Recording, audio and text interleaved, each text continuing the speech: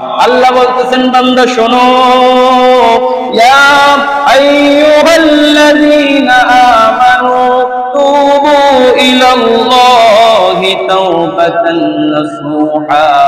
বান্দা অপরাধ করবা, অন্যায় করবা, গুনাহ করবা, কত নামাজ কামাই দিয়েছো, কত অপরাধ করেছো, কত অন্যায় করেছো, কত মানুষের হক নষ্ট করেছো, কত মিথ্যা কথা বলেছো, কত ব্যভিচার করেছো, কত গুনাহ করেছো। বান্দা যদি তওবার মতো তওবা করতে পারো, তওবায়ে নাসুহা করতে পারো, সঠিক খালেস তওবা যদি করতে পারো, আল্লাহ রাব্বুল আলামিন বলতেছেন বান্দা আসা রাব্বুকুম আইয়ুকাফিরু আনকুম সাইয়্যাতিকুম ওয়া ইউদখিলাকুম জান্নাহ।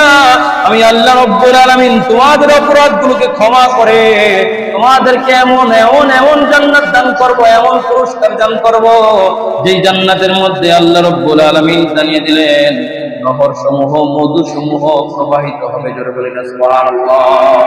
জান্নাত থাকবে, জান্নাতের তলদেশে নহর প্রবাহিত হবে।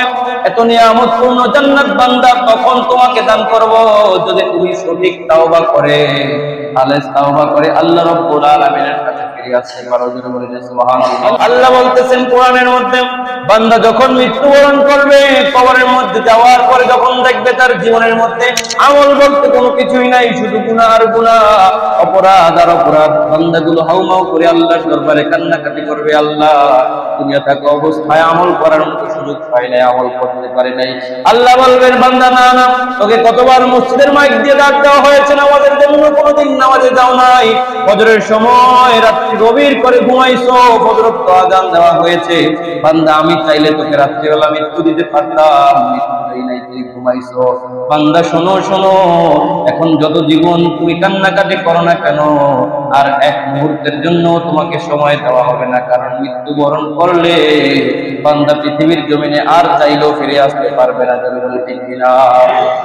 এই জন্য বাবারা আমার, সম্মানিত হাজিরিন, আল্লাহ রাব্বুল আলামিন আমাদেরকে জানিয়ে দিলেন দুনিয়া থাকা অবস্থায় যখনই বুঝবে যে অন্যায় হয়েছে, গুনাহ হয়েছে, অপরাধ হয়েছে, বান্দা শোনো, সঙ্গে সঙ্গে জায়নামাজ বিছায়া আল্লাহ রাব্বুল আলামিনের কুদরতি পায়ে সিজদা লাগায়া চোখের দুইটা পানি ছেড়ে যদি দিতে পারো, বান্দা তোর চোখের পানি মাটির মধ্যে পড়ার আগে আমি আল্লাহ রাব্বুল আলামিন বান্দার সমস্ত গুনাহ খাতাগুলোকে মাফ করে দিব। জোরে বলি না সুবহানাল্লাহ।